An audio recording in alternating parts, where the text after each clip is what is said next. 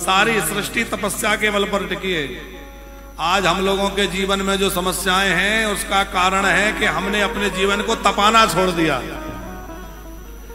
कमर में दर्द है, घुटने में दर्द है, इधर दर्द है, उधर दर्द है। क्यों? क्योंकि जीवन में तप नहीं है।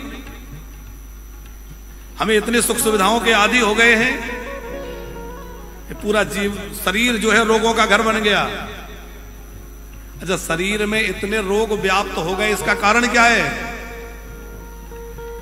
जो दूषित खान पान है वो तो है ही है, पर बड़ी बात यह है कि हम लोग बड़े सुखहाल हो गए।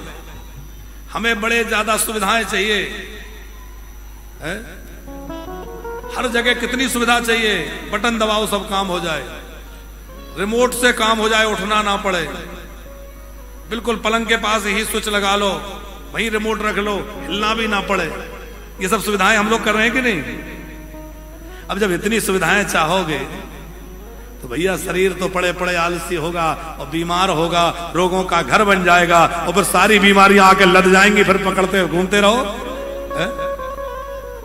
इसलिए थोड़ा श्रम करना सीखिए, थोड़ा तप करना सीखिए, अपने जीवन को तपाइए। और बच्चों को भी हम एक और निवेदन करें, हमारे घर के जो छोटे छोटे बच्चे हैं उनको खूब लाड़ प्यार करिए, दुलार करिए, लेकिन उनको इतने ज्यादा सुख सुविधा में मत रखिए कि वो बेचारे प्रकृति के टच में ही ना आ पाए। कई बार हम बच्चों को इतना कमजोर बना देते हैं कि वो थोड़ी सी परेशानी में घबरा जाए। होता है कि नहीं? जरा सा रो ना जाए, जरा सा कुछ ना हो जाए, लिए लिए घूम रहे हैं, वो बिल्कुल ऐसे रह गए कि उन्होंने कुछ परेशानी देखी नहीं, कठिनाई देखी नहीं, और जरा से जीवन में कोई समस्या आई नहीं तो वो फंदे पे झूलने तैयार है, क्योंकि उन्होंने परेशानी देखी नहीं। इसलिए बच्चों को थोड़ा सा समय ऐसा दीजिए कि वो थोड़ा सा प्रकृति के नजदीक रहें और थोड़ा उनका शरीर तप के मजबूत बने। ब्रह्मा जी ने तप किया, ब्रह्मा जी के तप के प्रभाव से भगवान विष्णु प्रकट हुए, पर ब्रह्मा और विष्णु में यहां थोड़ा युद्ध हो गया, जैसे कल हमने सुना था। और उसके बाद ब्रह्मा और विष्णु में जब युद्ध हुआ तो वहां शंकर जी प्रकट हुए। शंकर जी ने प्रकट होकर कहा कि हरि और हर में भेद नहीं है, इसलिए हे ब्रह्मा तुम इनको प्रणाम करो। फिर जो है कहा कि मैं ही ब्रह्मा हूं, मैं ही विष्णु हूं और मैं ही रुद्र हूं। भगवान सदाशिव कहते हैं कि मेरे बाएं अंग से विष्णु और दाहिने अंग से ब्रह्मा उत्पन्न हुए हैं, और ब्रह्मा जी के द्वारा मेरा एक रूप रुद्र रूप में प्रकट होगा, और ये तीनों मिलकर के सृष्टि का सृजन, पालन और संहार ये कार्य करेंगे।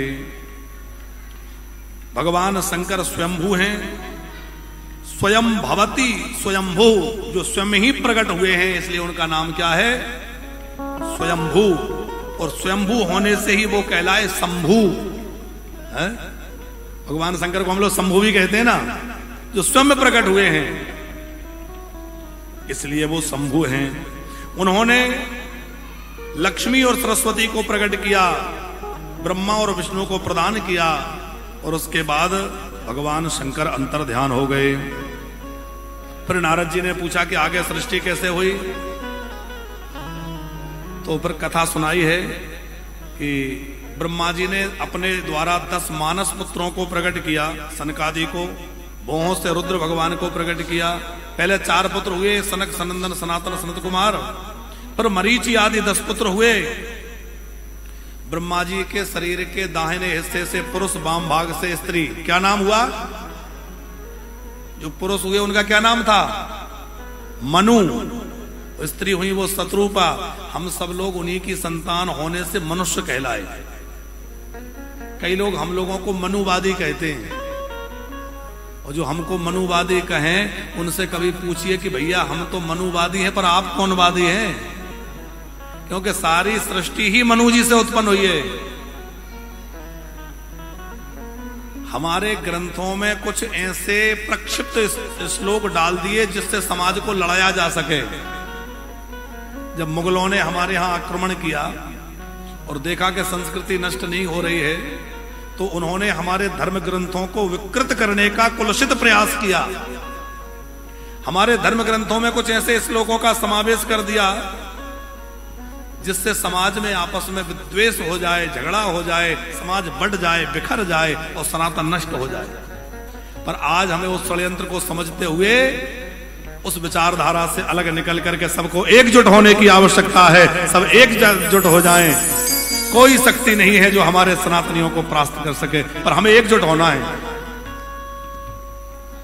उसके बाद ब्रह्मा जी के द्वारा मनु शत्रुपा के द्वारा 5 संतानें हुई। कथा हम भागवत में विस्तार से सुनते हैं, शिव पुराण में यहां थोड़ा संक्षिप्त कथा है और समय भी हो रहा है इसलिए हम थोड़ा संक्षिप्त लेके चल रहे हैं। कौन कौन संतानें हुई? 5। आकुति, देवहूति, प्रसूति 3 बेटियां हुई। प्रियव्रत और उत्तानपाद 2 बेटे हुए। फिर जो है इनके सबके संतानों का वर्णन है। प्रसूति माता के संतानों से चर अचर जगत में खूब व्याप्त हो गया। इनकी 24 कन्याएं हुई, जिनमें 13 धर्म को ब्याही गई। कौन कौन सी धर्म की पत्नियां हैं? धर्म की 13 पत्नियां हैं गुप्ता जी। श्रद्धा, लक्ष्मीर, धृतिर, तुष्टि, पुष्टिर, मेधा तथा क्रिया, बुद्धिर, लज्जा, वसु, शांति, सिद्धि, कीर्ति, त्रयोदशः।